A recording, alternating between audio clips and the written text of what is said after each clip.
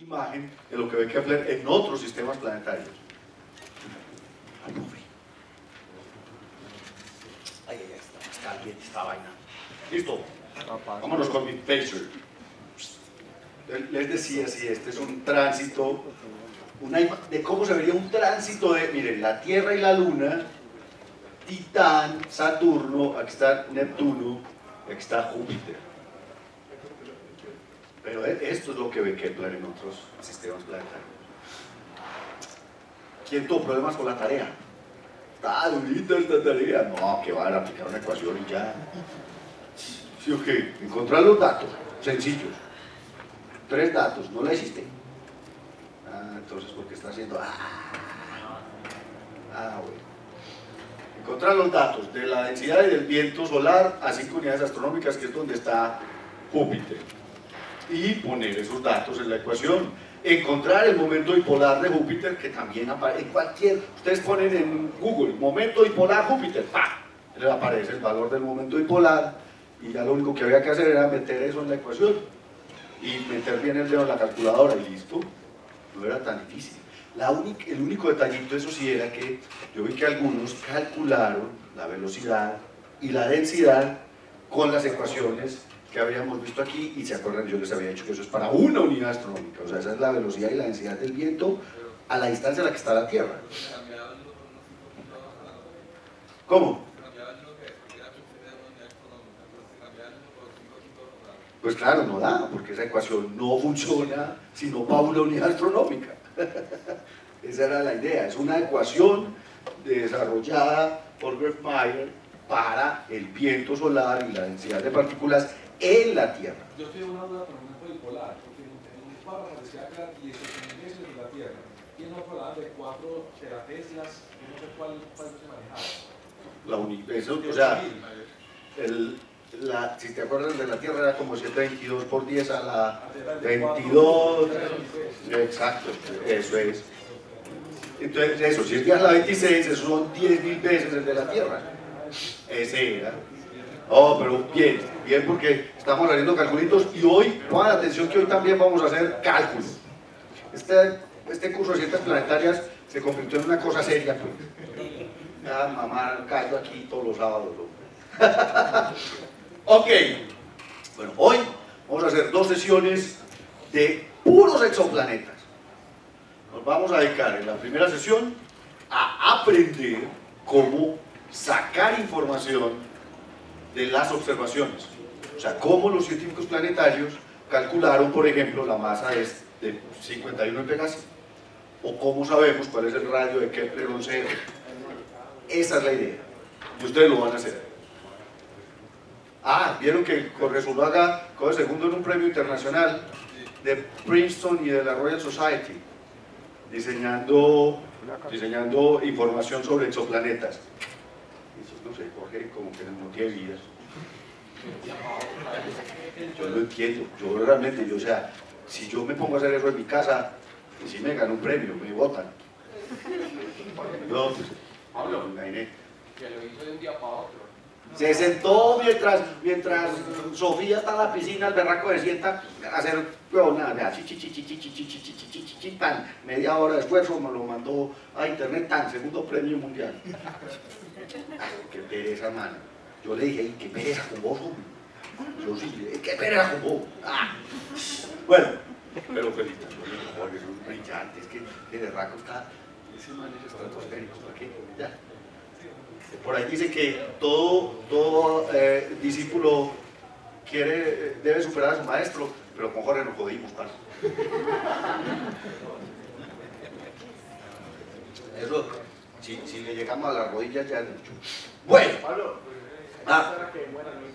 hay que esperar que muera. Bueno, ojalá que esté con nosotros mucho tiempo, pero definitivamente eso se va a editar. Por eso te queremos. Sí. Eso decía yo como profe del observatorio astronómico.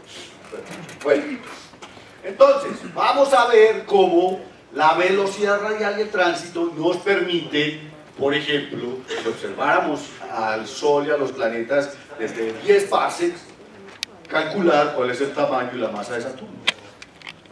Eso es lo que hacemos los científicos planetarios con los datos observacionales. Ay, Dios mío. Ay, se fue mucho. No he podido con esta vaina. Ah, sí, funciona. Ok. ¿En qué está basada la medición de la velocidad radial? Pues básicamente en el efecto Doppler. No sé si ustedes recuerdan, en física a uno le enseñan sobre cómo las ondas varían su frecuencia debido al movimiento relativo de la fuente que produce esas ondas. Y es muy fácil de sentir el efecto Doppler en el sonido, o sea, el sonido de una ambulancia que se acerca y el sonido de la ambulancia que se aleja es diferente. Lo más sencillo también es cuando uno está viendo al bobo Juan Pablo Montoya en NASCAR. O no, mejor ver a Alonso en Fórmula 1, no sé qué. No, quedó quinto. Sí, yo estaba viendo ahora iba de primero en las prácticas libres, pero finalmente quedó de quinto Alonso para el premio de Barcelona mañana.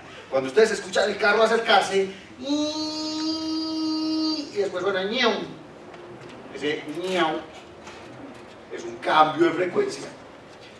Cuando la fuente se acerca, la frecuencia es alta, y cuando la fuente se aleja, la frecuencia es baja. Y eso es simplemente un fenómeno debido a el movimiento, debido a que la fuente se está moviendo. Y ese fenómeno Doppler se aplica a todas las ondas, incluyendo la luz. Entonces, uno puede calcular la velocidad de la fuente dependiendo de cuánto varía su frecuencia. Esto es, si estamos hablando de la luz, esta es la velocidad de la fuente, esta es la velocidad de las ondas y esta es la variación en la frecuencia debido a que yo me acerco o me alejo. Les voy a mostrar esto de una manera más sencilla. Y pensemos en que esto funciona, como les digo, tanto para ondas mecánicas como para onda electromagnética. Miren, si yo tengo una fuente estacionaria, todas las ondas tienen exactamente la misma frecuencia, ¿cierto? Porque la fuente no se está moviendo. Eso es normalmente lo que hace una fuente de luz, una fuente de sonido, o cuando uno tira una piedra en un charquito, es exactamente lo mismo. Pero, si yo tengo una fuente que se mueve, entonces la cosa cambia. La cosa cambia porque frente a ella las ondas se acumulan y entonces aumenta su frecuencia, mientras que detrás de ella las ondas se separan y entonces disminuye su frecuencia. Y es un fenómeno simple. Ahora, si esto es una estrella que se está moviendo con respecto a nosotros, vamos a ver cómo la luz, si es que se está alejando, se va hacia el rojo, porque la frecuencia del rojo es más baja, o si es que se está acercando, la luz se ve más azul, porque aumenta su frecuencia. Entonces, en efecto Doppler, en astrofísica, cuando hablamos de corrimiento al rojo o corrimiento al azul, estamos hablando de este fenómeno, de una fuente de luz que se aleja o que se acerca de nosotros. Y en eso es que se fundamenta la medición del efecto Doppler.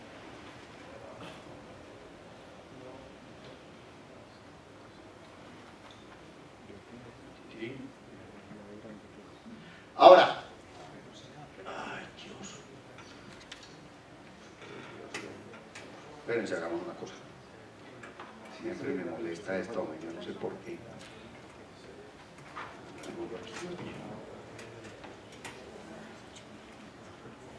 No he podido con este Office, hombre, es muy cansón. No hay mucho problema. Siempre me desconfigura las fuentes. Entonces me deja la mitad de la información por fuera. ¿Ah? Google Drive. ¿Qué va? Es peor. La descarga en PDF y listo. Pues es que eso fue lo que hice, lo puse en PDF, pero me lo cambió. ¿ves? Me pone esta vaina del tamaño que no es.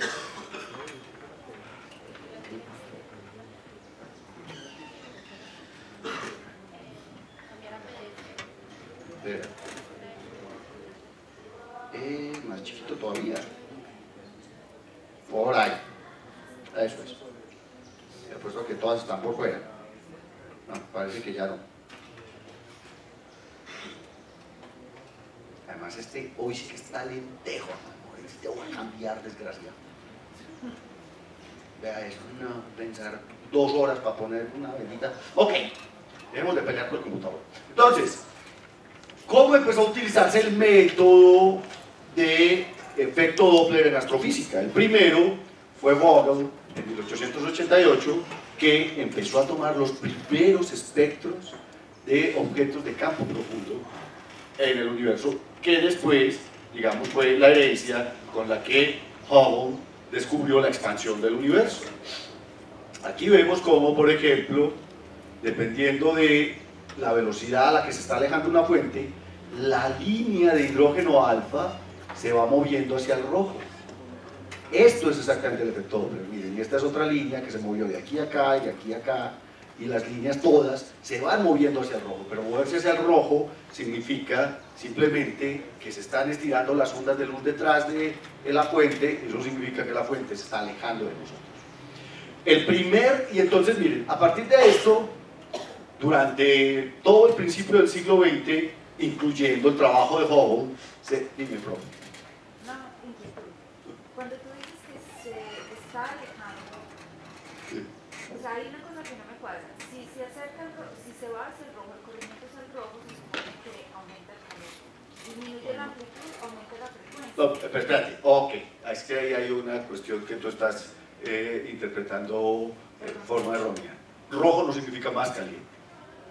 De hecho, rojo significa más frío, pero además aquí no estamos midiendo temperatura, estamos midiendo luz. La luz como onda electromagnética.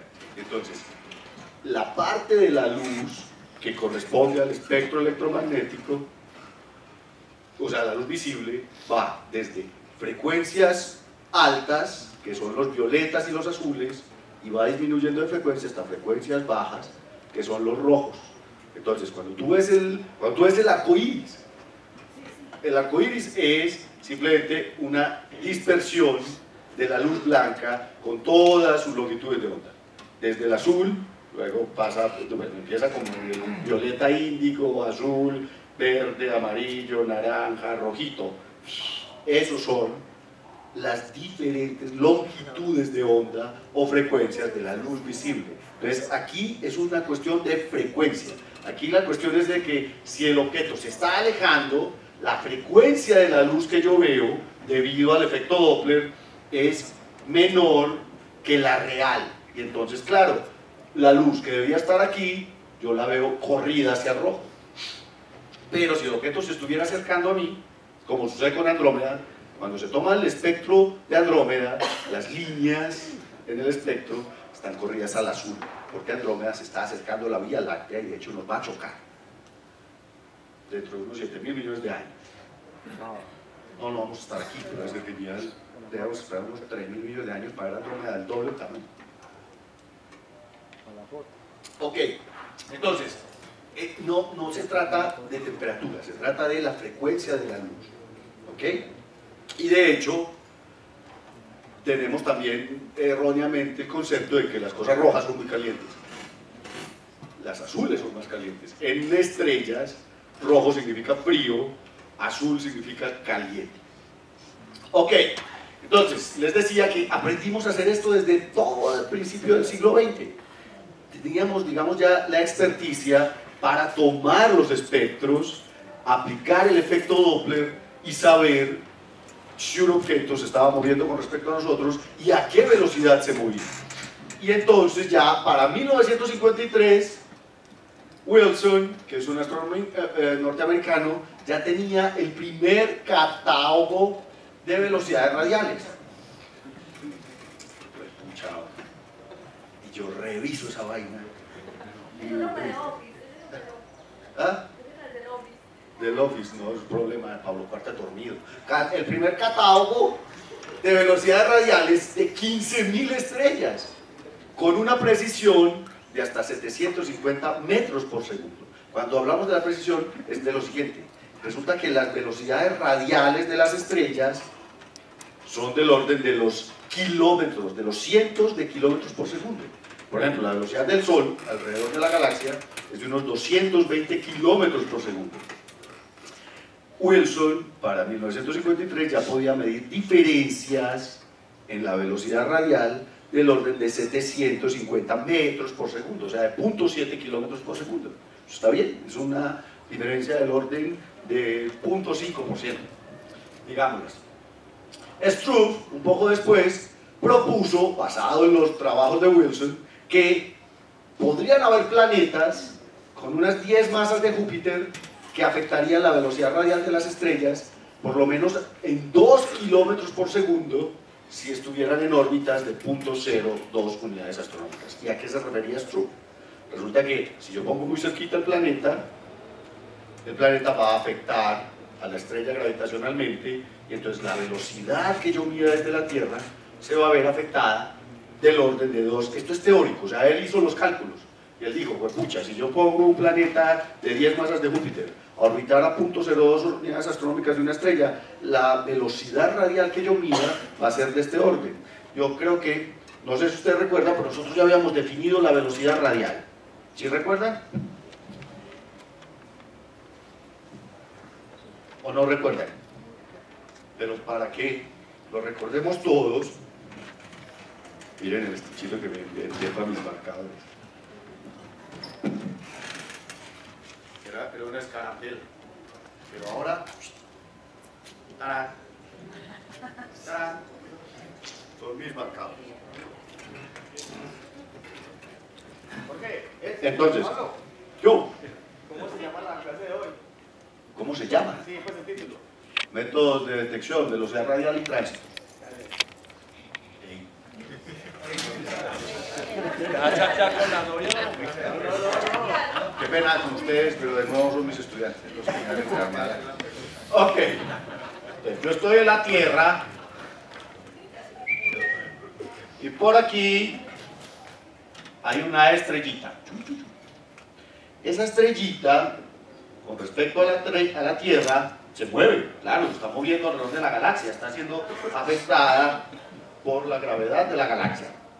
Y entonces ella, yo no sé para dónde se mueve, puede tener una cierta velocidad, no sé, para allá, por ejemplo. Esta sería la velocidad de la estrella. Pero esa velocidad en principio, desde la Tierra, no se puede medir con efecto Doppler. Venga, venga. Esa velocidad no se puede medir con efecto Doppler. Lo que yo puedo medir desde la Tierra es esta componente. Esta de acá es mi velocidad radial. Y es la importante, digámoslo así. Bueno, ahí no está como también, vamos a ver. Cortémoslo un poquito. Eso es. Esta es mi velocidad radial. Esta es la velocidad que hace que cambie la frecuencia de la luz, porque claro, si la estrella se está alejando, la luz se va a ver más roja, y si la estrella se está acercando, la luz se va a ver más azul. A pesar de que el movimiento neto de la estrella es para allá, hay un pedacito en la dirección radial que es el que se mide con el efecto Doppler y es el que me hace percibir la variación, digamos, en la luz de la estrella. Entonces, como les decía, ya para 1953 se tenía la teoría, digamos, de poder medir variaciones en esa velocidad radial debido a la presencia de un planeta.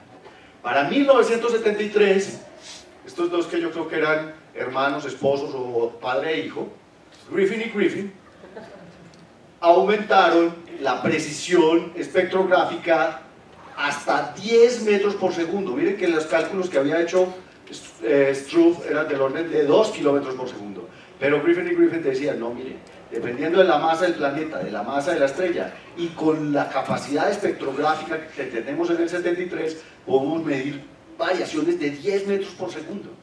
Eso ya era genial. Para 1979, estos señores Walker y Campbell, utilizando el telescopio franco-canadiense, que es este telescopio, que está en Mauna Kea, en Hawái, alcanzaron ya en la observación a medir variaciones de 15 metros por segundo. Este telescopio, este espectrógrafo del franco-canadiense, trabajó incansablemente hasta 1992. No, definitivamente. No son pilas, es el botoncito. Tenemos entonces ya la teoría. Sabemos que si podemos medir variaciones en la velocidad radial de la estrella, podríamos detectar una masa planetaria en esa estrella. Y para 1992 ya se tenía la capacidad de medir del orden de las decenas de metros por segundo. En Francia, en el Observatorio de Ginebra, en este telescopio, que es un telescopio chiquito, de hecho, se instaló el primer espectrógrafo de alta resolución de la historia, digamos, el espectrógrafo de alta resolución de primera generación. Ese espectrógrafo se llamaba Elodie. Elodie fue instalado en el telescopio de Ginebra, como les digo, y alcanzaba a medir variaciones de 13 metros por segundo. ¡Voilà! Observando, analizando los datos de Elodie de una estrellita de tipo solar en la constelación de Pegaso, estos señores descubrieron el primer planeta extrasolar alrededor de una estrella de secuencia principal y anunciaron el descubrimiento en 1995. Allá está la placa. Miren esto, qué maravilla. En 1995, sur le telescope, o sea, con el telescopio de 193 centímetros y con el equipo de espectrógrafo Elodie, Michael Mayor y Didier Queloz, descubrieron el primer planeta extrasolar, 51 Pegaso B, alrededor de una estrella parecida al Sol. ¿Está bien mi francés, Yuki? Bien, sí. Découvrir le premier planète extrasolari. Descubrió el primer planeta extrasolar, alrededor de 51 de Pegaso. 51 de Pegaso, entonces, es el primer planeta descubierto utilizando el efecto Doppler en la medición de la velocidad radial de la estrella. ¿Cómo funciona la técnica? Y esto es lo que tenemos que aprender ya, porque ahorita ustedes lo van a aplicar. La técnica funciona de una manera muy sencilla. Yo parto del problema de los dos cuerpos para calcular la velocidad radial del planeta, perdón, de la estrella. De ahí se parte. Todo el desarrollo, que son como unas 5 páginas de ecuaciones y de matemáticas, lo pueden ver, se los voy a mandar al correo. Cómo se despeja esta vaina. Pero lo más importante, finalmente, como les digo, después de muchos cálculos, se llega a esta expresión. Y esta expresión es la más importante, pues pucha, no se ve bien aquí, pero lo vamos a notar muy bien allá. Pongan atención. Esta K es el dato más importante que se toma en variación de velocidad radial. ¿Y qué es esa K? Esa K se llama la semiamplitud de la velocidad radial. De hecho, voy a escribir con negro para que se vea. Por favor. Ay, ay, ay.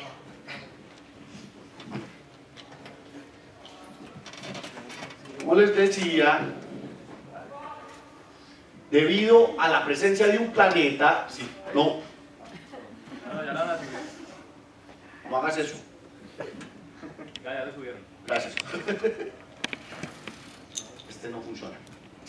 Y eso que los tanquí esta de mano. De colección y unos sitios. No, pero quedó mera vuelta. Debido a la presencia de un planeta aquí, orbitando la estrella, en realidad el planeta y la estrella orbitan el centro de masa común. O sea, un planeta no orbita el Sol. Un planeta orbita alrededor del centro de masa común entre el Sol y el planeta. De hecho, Júpiter no está orbitando al Sol, está orbitando un punto que está justo afuera del Sol. El centro de masa común entre el Sol y Júpiter está como unos 700.000 kilómetros del centro del Sol. En cambio, la Tierra también orbita el centro de masa común entre los dos, pero el centro de masa común entre la Tierra y el Sol está a 10 centímetros del centro del Sol. O sea que la misma vaina. La Tierra orbita el centro del Sol, bueno, 10 centímetros. Y entonces, ¿qué es lo que sucede? Claro, miren, cuando la estrella viene para acá, ¿qué le pasa a la luz?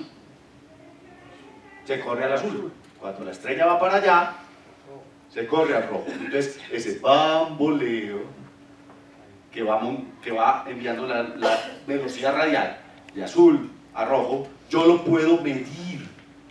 Se mide con el espectrógrafo. Es algo que es muy difícil de medir. Yo creo que esta diapositiva se las había mostrado antes, pero se las voy a mostrar rápidamente. Ay, Dios. Rápidamente a la velocidad de mi computador.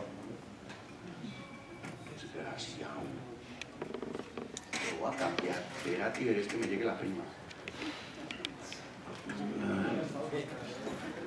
Que me llegue la prima a Estados Unidos. Ojalá. Hey Pablo, no te burles, más bien hace vaca para mi computador.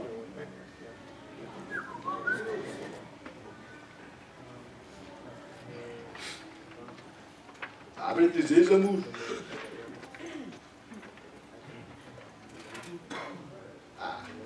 No, pelota, ese no es. Cancel. Cancela. Eso. No se me duerman. Aquí está por ahí bostezando.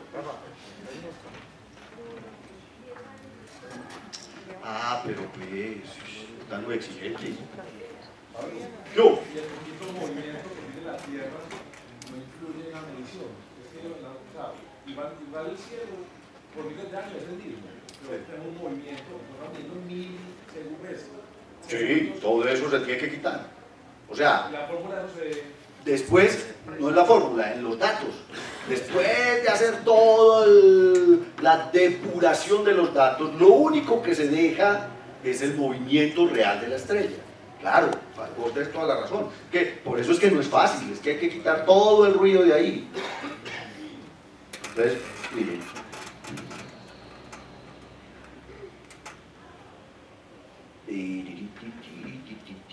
¿Dónde está? No, es slideshow. Ay, Dios.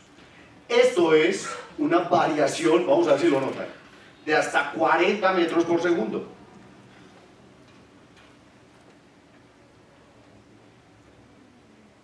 Lo que pasa es que está súper rápida. A ver, ahora sí.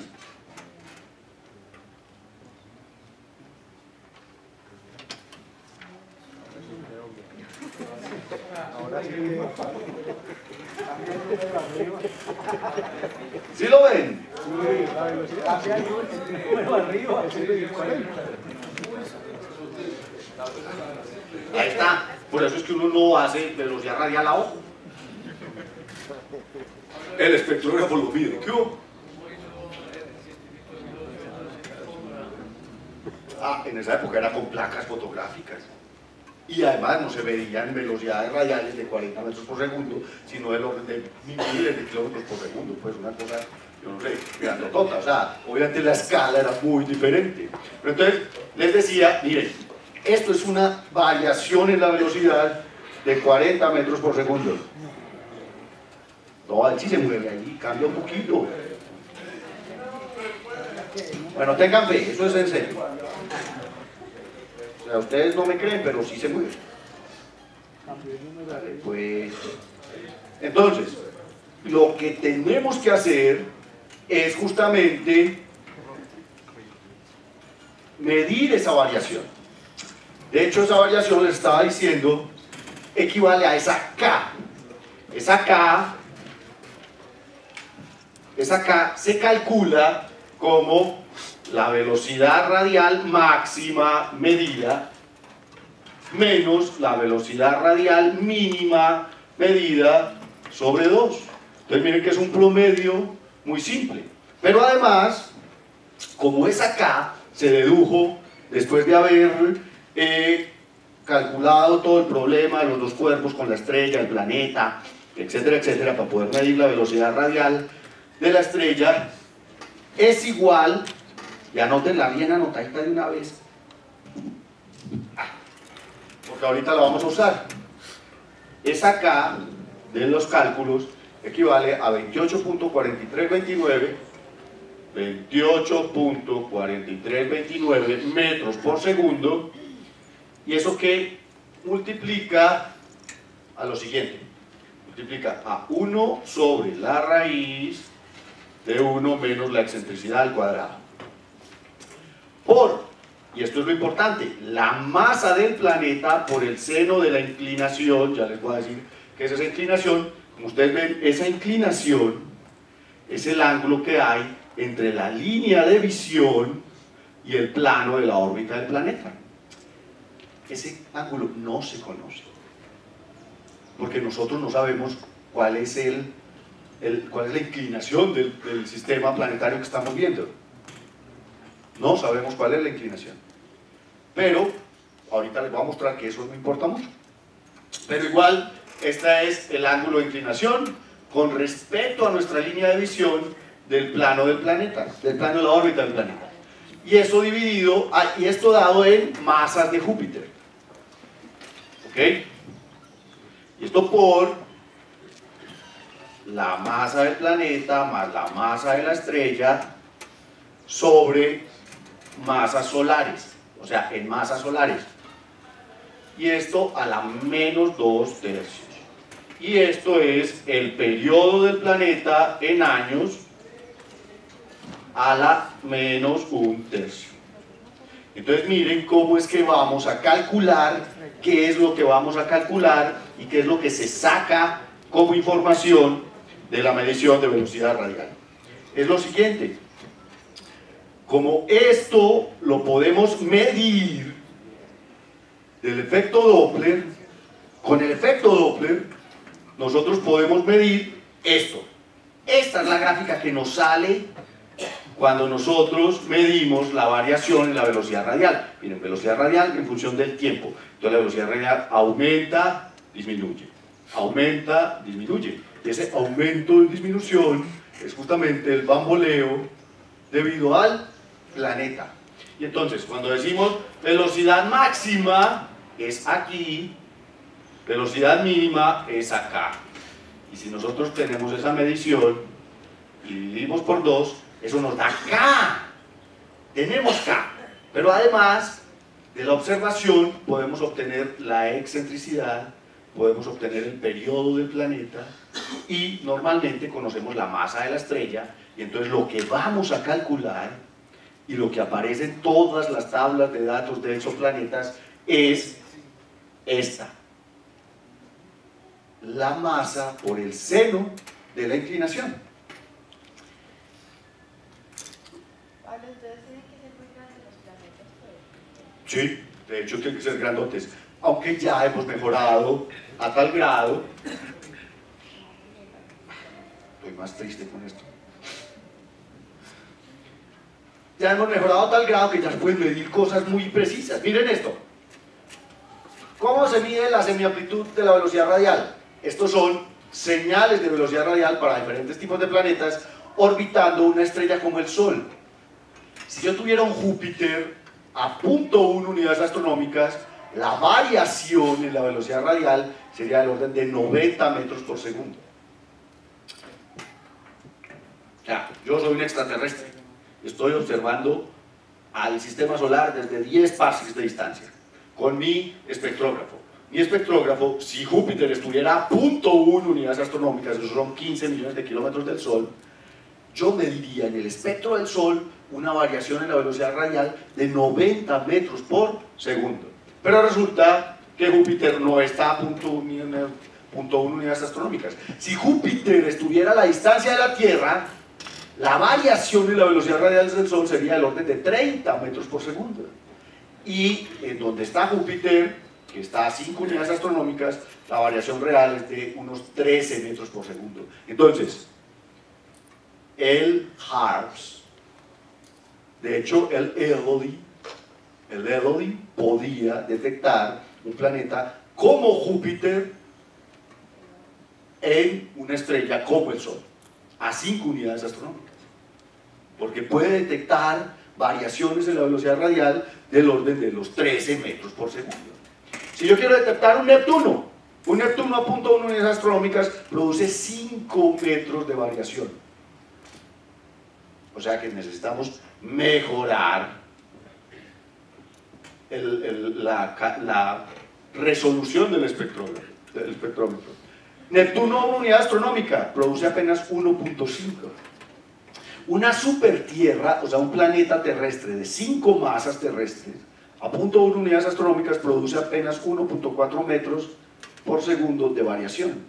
Una supertierra como la nuestra, que estuviera a la distancia a la que está la nuestra, una unidad astronómica, apenas produce 45 centímetros por segundo de variación. Lo maravilloso del tema es que HARPS, que es el más moderno espectrógrafo de alta resolución, ya está del orden de los 20 centímetros por segundo. Y entonces con eso podemos llegar a observar una Tierra que esté a 0.1 unidades astronómicas. Ya la descubrimos. ¿Dónde, Sebas? En Alfa Centauro B. En Alfa Centauro B hay un planeta como la Tierra que está pegadito de su estrella y que fue descubierto con HARPS y que mueve a su estrella del orden de unos 20 centímetros por segundo. Si quisiéramos detectar una Tierra alrededor de un Sol, necesitaríamos una precisión de 9 centímetros por segundo. Esto es lo que se mueve el Sol debido a la Tierra. Piensen en eso. El Sol se mueve a unos 220 kilómetros por segundo alrededor de la galaxia. O sea que, digamos, la componente radial, la componente radial es del orden de los cientos de kilómetros por segundo. Yo tengo que detectar una variación de centímetros por segundo en una medida de cientos de kilómetros por segundo. ¿Lo, Pablo? Tengo una duda. ¿Cómo se diferencia, por ejemplo, en un sistema cualquiera que estamos observando, si esa variación es por X, Y o Z planeta, si son sistemas múltiples? No te me acuerdo porque no están adelantados. Bueno, y la otra pregunta, Pablo, ¿y estos aparaticos de HARP a qué distancia máximo puede ser como con tanta resolución? O sea, que sea como confiable, exacto. No, eso no depende de la distancia. ¿No tiene que ver la distancia de No. la estrella? No. Eso Eso tiene que ver con cuál es la capacidad de resolución del... bueno, obviamente si la estrella está más lejos, la resolución es mucho menor. Pero en principio, pues, lo importante es la capacidad de resolución del equipo.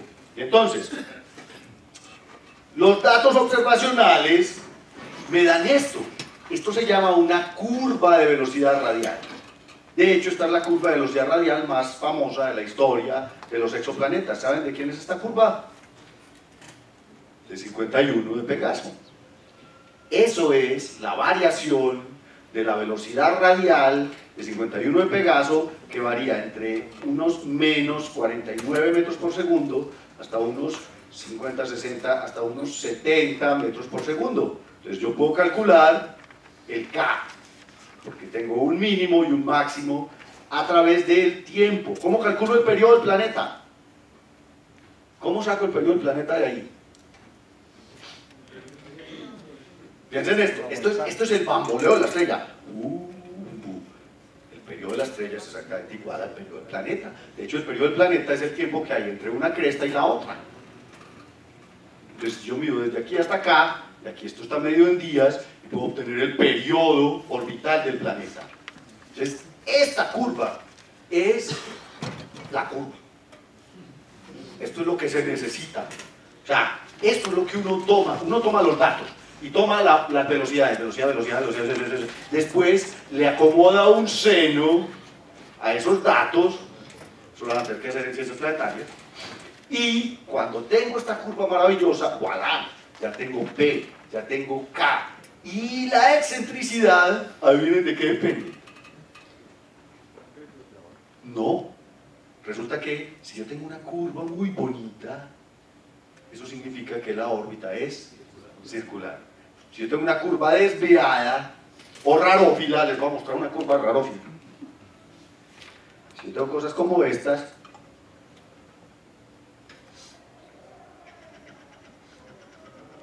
aquí.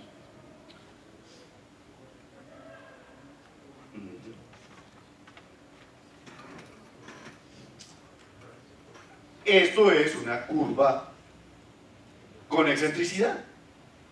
¿Ven? Este es un seno perfecto. ¡Fua! Este, por ejemplo, miren, la de 51 me pega así. Eso es una órbita cuasi circular. Recuerden que las órbitas siempre tienen algo de excentricidad, pero mínima. Yo puedo tener una órbita muy excéntrica, pues, o excéntrica, o muy excéntrica. Miren estos. Estos son curvas de velocidad de 51 de Pegasi, de Epsilon Andromedae, de HD 76700. Si yo les pregunto, ¿cuál es la excentricidad de este planeta? 0 o 0.001, una cosa chiquita. Pero estas son otra cosa. Miren este, por ejemplo. Sube, baja, sube, baja. Esto es una órbita absolutamente excéntrica. Tiene una velocidad altísima cuando está cerquita de la estrella y tiene una velocidad bajísima cuando está lejos de la estrella. Cerquita, lejos. Y esta, don Paulín, es una curva de velocidad radial de un sistema planetario múltiple. Un pico, 2 picos, 3 picos, 4 picos, 5 picos, y empieza 1, 2, 3, 4, 5, 1, 2, 3, 4, 5. ¿Cuántos planetas hay ahí? Hay 4. En Upsilon Andromeda hay 4 planetas. Pero hay 5 picos. No, lo que pasa es que hay picos en donde se suma el efecto de 2 planetas. Y hay picos, exacto. La idea es, esto es muy tenaz. O sea, poder interpretar exactamente las curvas de velocidad de sistemas múltiples es un camello. Pero se hace. O sea, estos manes unos berracos, pues, definir a partir de acá que ahí hay 4 planetas. Esto es con el observatorio Link. Entonces, se puede hacer con mucho cuidado y sin hacer reguero. Entonces miren esto para que nos rinda, porque tenemos que descubrir planetas hoy. ¿Qué limitaciones tiene la medición de velocidad radial? Pues tiene como limitación todo lo que me produzca ruido en la observación. Todo lo que no sea causado por el planeta y que yo observe como una variación en la velocidad radial. ¿Y qué cosas pueden, digamos, variar la velocidad radial? Primero, no conozco la inclinación. Ahorita les decía, la inclinación del sistema planetario, desde aquí uno no ve eso. Yo desde aquí solo veo que la estrella hace así. Pero yo no sé si el planeta está justo. Si está justo en el plano, entonces puedo observar ¿qué? Tránsitos. Pero si no está justo en el plano, puede estar desde así. Juepucha, ni idea. Entonces, yo como solo veo un movimiento de la estrella en esta dirección, no conozco la inclinación. Pero miren esto, sin embargo, estadísticamente los ángulos cercanos a 90 grados son más frecuentes. O sea, los planos más, estos 90 grados, porque es que esta inclinación se mide con respecto a lo que se llama el plano del cielo, o sea, el plano donde yo estoy viendo la estrella. El plano del cielo es la pantalla del televisor, ¿me entienden? Yo ahí estoy tomando la foto, pero el plano real del sistema pues tiene una cierta inclinación. Entonces, ese ángulo de inclinación es más, o sea, normalmente es más cercano a 90. Eso es una ventaja. Estadística. De hecho, la mayoría de los senos de la inclinación son mayores a 0.5 y de hecho el 87% de los senos de la inclinación son mayores a 0.5. Eso significa que la mayoría de los ángulos son mayores a... no, 0.5 es 60 grados. 30. Seno de 30 es un medio. Necesito que sea más de 60. Bueno, no importa. Pero esa es la estadística. O sea que en realidad yo estoy, ojo, cuando yo mido m seno de i, estoy midiendo no la masa del planeta, es la masa del planeta multiplicado por el seno de i. En la medida en que i esté más cerquita a 90 grados, la masa es más precisa. Claro, seno de 90, 1, eso significa que si i es 90 grados, esa es la masa del planeta. Pero como i es una cosa desconocida, todavía tenemos ese problema. Segundo, las estrellas tienen actividad propia. Si una estrella es variable, ¿qué es lo que pasa? Y hay variables del orden de días, ¿cierto? Si yo tengo una estrella variable de días, ella se hincha, se encoge. Se hincha, se encoge. Se hincha, corrimiento al azul. Se encoge, corrimiento al rojo. Se hincha, corrimiento al azul. Se encoge, ¡ah! No es un planeta, es que la bendita estrella tiene más de San Vito. Entonces, ese es un problema. Yo tengo que descartar que la estrella que estoy observando es una estrella variable y que la variación en la velocidad radial que estoy observando es debido a la variación de la estrella y no a un planeta. Otra, granulación, también produce variaciones, claro, porque la granulación es actividad convectiva en la fotosfera de la estrella. Entonces, claro, sale material, se corre la luz, entra material, cualquier variación en la fotosfera se me joden los valores que estoy midiendo, ¿ok? Entonces, todo ese ruido hay que quitarlo de los datos de observación. Si la estrella tiene actividad magnética y si la estrella es como el Sol, que tiene ciclos de actividad, todos esos son problemas, digamos, que hay que descartar. Los mayores descubrimientos en exoplanetas se han hecho a partir de la velocidad radial.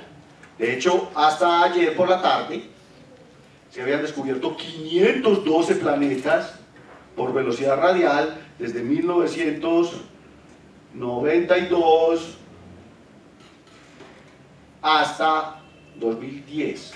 O sea, no, pues esta figura es viejita, pero hasta ayer habían 512 planetas, incluyendo 83 sistemas múltiples descubiertos a través de velocidad radial. El más famoso, como les decía, es 51 de Pegaso. ¡Ah, qué vaina que no se ve un carajo aquí, hombre! Bueno, aquí está el trapecio de Pegaso y justo aquí está 51 de Pegasi. 51 de Pegasi es una estrella de tipo solar. 51 de Pegasi B fue descubierto por Michael Mayor y William Kellos usando ELODI, que era el espectrógrafo ubicado en el telescopio de Ginebra, y su descubrimiento fue publicado en la revista Nature el 6 de octubre de 1995. Está a 14.7 parsecs de distancia, es una estrella de tipo solar. 51 Pegasi orbita su estrella cada 4.36 días. Si ustedes miden de aquí a acá, hay 4.36 días y tiene una masa seno de i, de 0.45 masas de Júpiter. Es un gigante de la mitad de la masa de Júpiter orbitando su planeta cada 4.6 días. 51 Pegasi fue el primer Júpiter caliente que se descubrió. Y otros maravillosos descubrimientos de la velocidad radial, por ejemplo, son el sistema de Upsilon Andromedae. Upsilon Andromedae fue el primer sistema planetario múltiple descubierto. Esta era la gráfica de velocidad radial que estábamos viendo ahorita, Pablo, ¿te acordás? Alrededor de la... Ahora, Upsilon Andromedae es una estrella binaria, pero ojo, los planetas no están alrededor de las dos estrellas, sino alrededor de la estrella principal del sistema binario. En Upsilon Andromedae A que es una enana blanco-amarilla de tipo F, o sea, es una estrella un poquito más grande que el Sol, en este sistema binario que tiene una compañera enana roja. Upsilon Andromedae B mayúscula es una enana roja. Se han detectado 4 planetas. ¿Dónde está Upsilon Andromedae? Si yo me voy a Andrómeda, que es una constelación muy famosa, aquí está M31, estas son las 3 estrellas que uno sigue para buscar M31, abajo, cerca de Almagro, está Upsilon Andromedae. La próxima vez que vean hacia Upsilon Andromedae, piensen que aquí sabemos que hay 4 gigantones orbitando, y ya les tienen nombres. Este es Júpiter comparado con las planetas de Upsilon Andromedae. Uno se llama Juventus,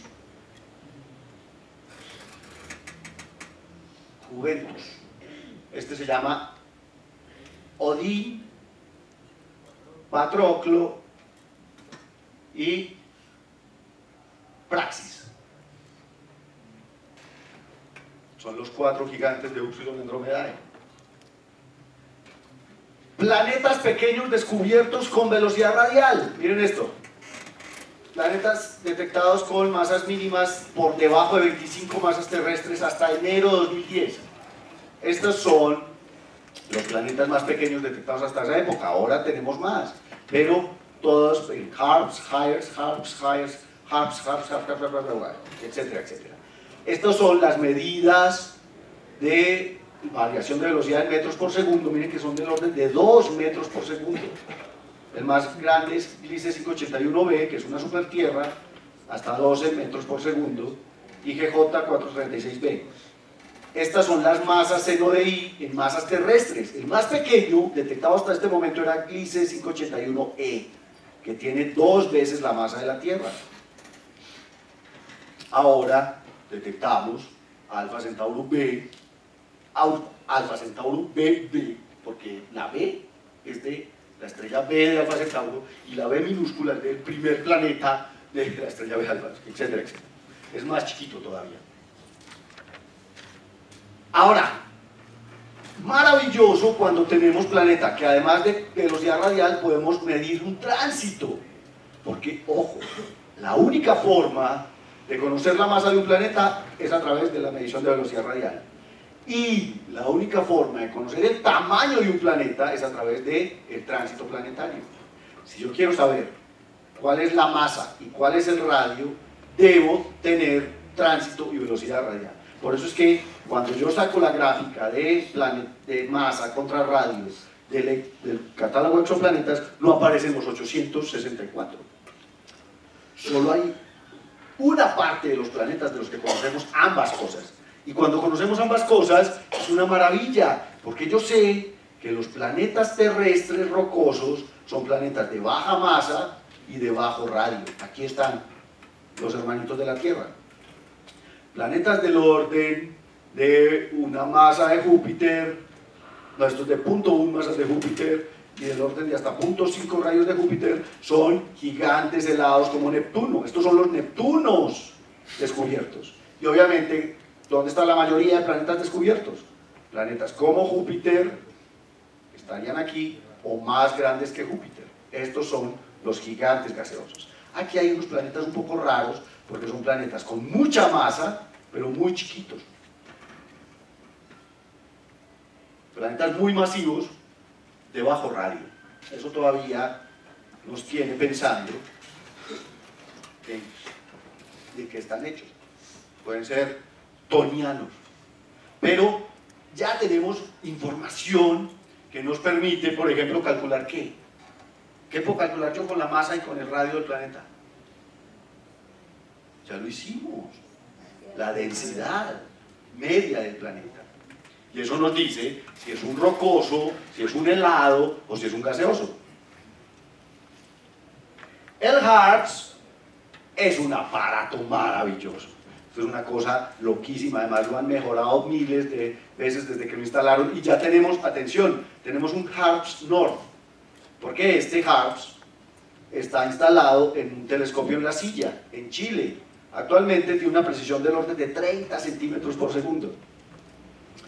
El HARPS Norte tiene todavía mayor precisión, está instalado en Canarias, en el telescopio Galileo, en La Palma, y empezó a trabajar el año pasado, en agosto de 2012, con descubrimos Alpha Centauro BB.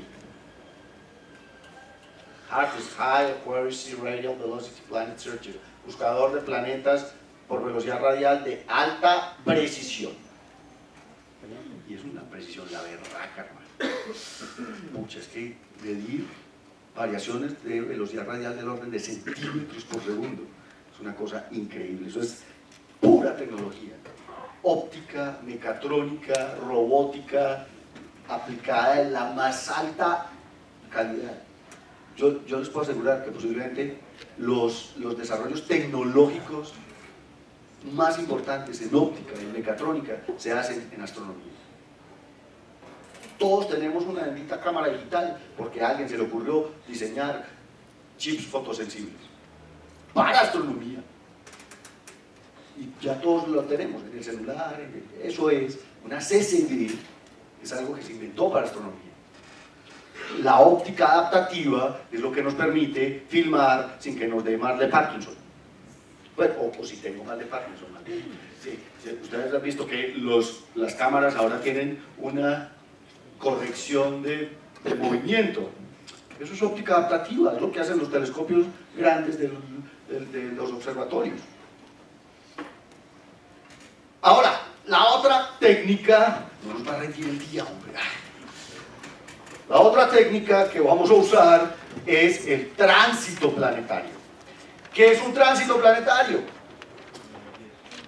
Básicamente es observar cómo un planeta pasa frente a su estrella. Lo hemos visto, aquí lo vimos el año pasado. Venus atravesando el Sol. ¿Sí lo ven aquí? Hemos aprendido mucho sobre los eclipses y los tránsitos. De hecho, aprendimos sobre la rotacón de la Tierra. No voy a poder hacer una bendita presentación sin un error. Volvamos a la rotacón. Hemos aprendido sobre la rotación de la Tierra, descubrimos el helio con los eclipses. El helio se descubrió en la corona solar observando eclipses de sol. Medimos la unidad astronómica a través de los tránsitos de Venus. De hecho, cuando se observa el tránsito de Venus, se puede recalcular el valor de la unidad astronómica. O sea, los tránsitos de Venus se han utilizado para medir el tamaño del sistema solar. Y la velocidad de la luz, por ejemplo, los primeros intentos de calcular la velocidad de la luz se hicieron a través de la observación de las ocultaciones de las lunas de Júpiter, de sus lunas, me faltó Júpiter. Ay, sí. Y además aprendimos desde hace mucho tiempo a observar binarias eclipsantes. Como sabíamos observar tránsitos y eclipses en la Tierra, como el eclipse lunar de hace un par de días, este fue el de hace un par de días en Australia,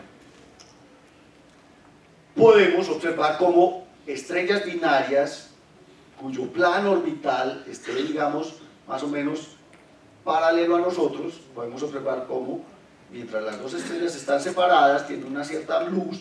Cuando la chiquita se atraviesa frente a la grande, la luminosidad baja. Cuando la grande pasa frente a la chiquita, esto se llama una ocultación. Este es el tránsito y esta es la ocultación, porque la otra está pasando por detrás. También hay una disminución de la luz, porque obviamente le disminuyó toda la luz de la chiquita. Esto lo hemos aprendido a medir desde hace mucho tiempo. Y eso es lo que utilizamos ahora para buscar planetas.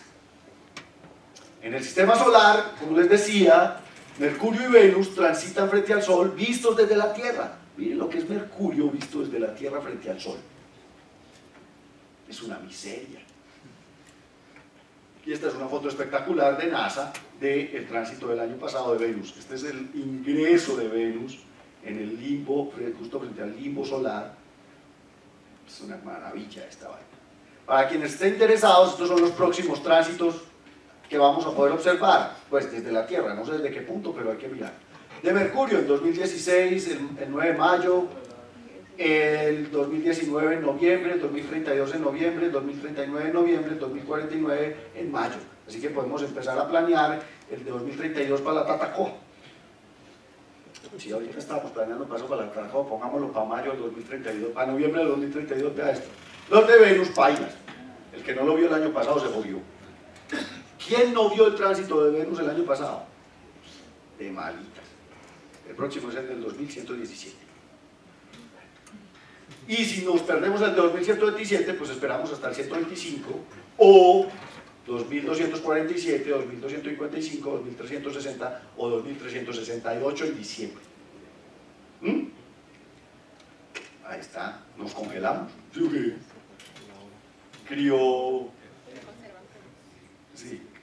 Nos congelamos y esperamos el tránsito de Venus de 2368.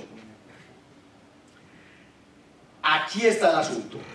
Ojo, porque de nuevo, esta vaina es simplemente geometría.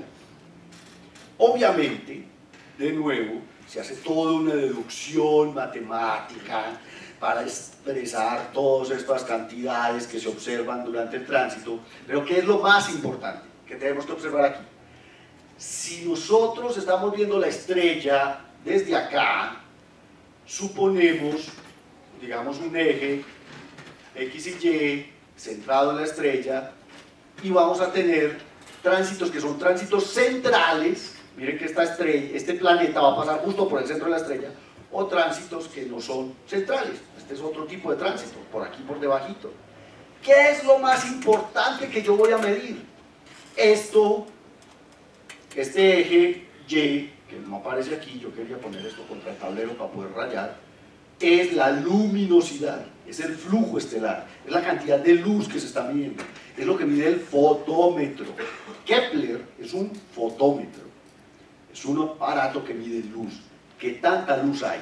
Y entonces, claro, cuando el planeta empieza a atravesarse frente a la estrella, ¿qué le pasa a la luz?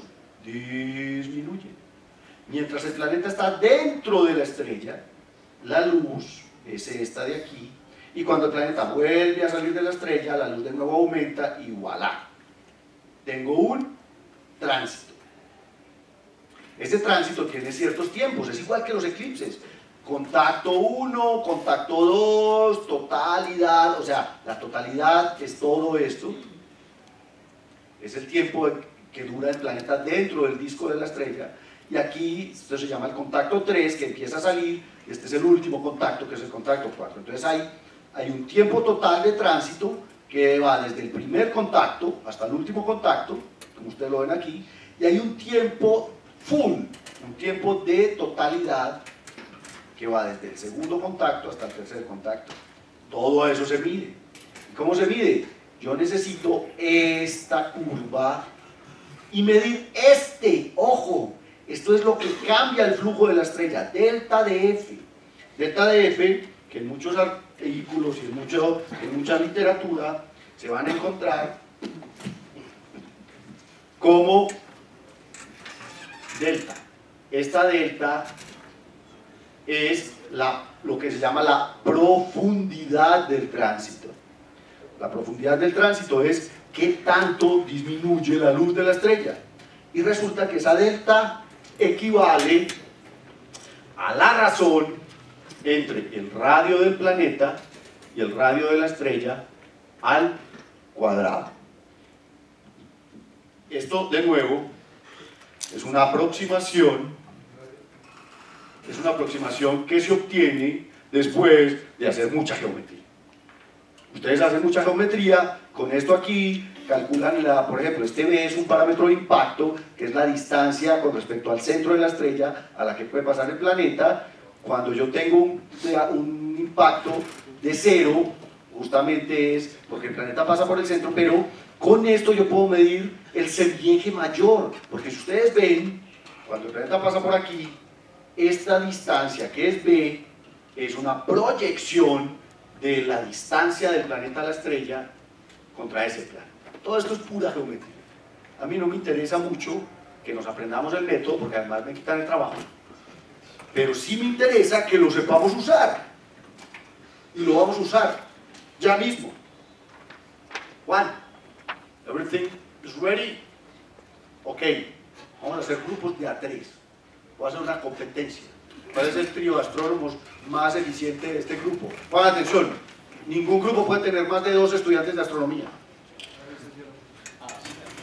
Bueno, eso es válido. Pero, de resto, ningún grupo puede tener más de 2 estudiantes de astronomía. O sea que los estudiantes de astronomía tienen que estar ya 1 por grupo.